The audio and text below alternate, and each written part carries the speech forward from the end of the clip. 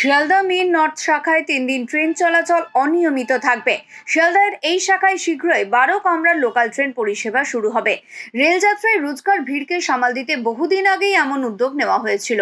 রেলের কিছু সমস্যার কারণে এতদিন তা সম্ভব হয়নি, ফলে ভুগতে হয়েছে নিত্যযাত্রীদের। এবার 12 বগির ট্রেন চালু করতে গিয়েও ভুগতে হচ্ছে যাত্রীদের। এই উন্নত ব্যবস্থা চালুর জন্য ইলেকট্রনিক ইন্টারলকিং ব্যবস্থা পরিকাঠামোগত প্রস্তুতির কাজ করা হবে আগামী 3 দিন ধরে।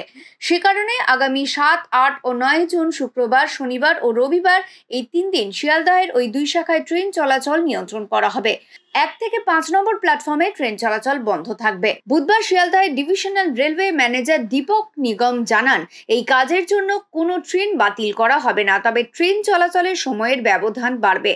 যাত্রীদের যাতে যাতায়াতের সমস্যা না হয় সে কারণে রাজ্য সরকারকে দমদম ও কলকাতা স্টেশনে বাড়তি বাস চালানোর জন্য অনুরোধ করা হয়েছে বলে তিনি জানান।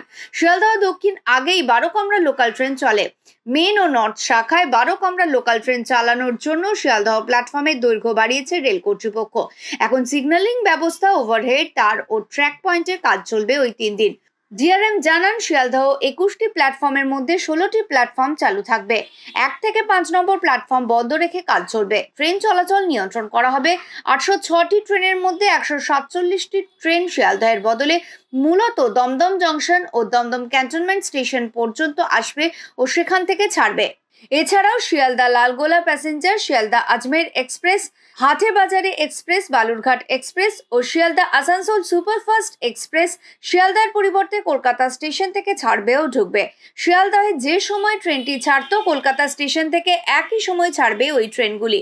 ডিআরএম জানান, কাজ চলার সময় শিয়ালদহ থেকে ছাড়া ও ঢোকার জন্য সময়ের ব্যবধান বাড়ানো হবে। ইলেকট্রনিক ইন্টারলকিং ব্যবস্থা চালুর সঙ্গে ডুয়েল ডিভিউ ব্যবস্থা চালু করা হবে। পরিকাঠামোগত সার্বিক উন্নতি হবে।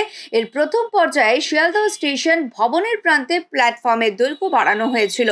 দ্বিতীয় পর্যায়ের কাজে এবার দমদম প্রান্তে প্ল্যাটফর্ম সম্প্রসারণের সঙ্গে অন্যান্য পরিকাঠামোগত কাজ করা হচ্ছে। সেক্ষেত্রে 3 দিনের সমস্যা কাটিয়ে আগামী দিনগুলিতে যাত্রী স্বাচ্ছন্দ্য বাড়বে বলেই মনে করছে রেল কর্তৃপক্ষ। যাত্রীদেরও ধারণা, 12 বগির ট্রেন যদি নিয়মিত সময়সূচি অনুযায়ী রেল চালাতে পারে তবে ট্রেনের ভিড় অনেকটাই নিয়ন্ত্রিত হবে। সেক্ষেত্রে বাড়বে যাত্রী স্বাচ্ছন্দ্য। Bureau report, digital news Bangla.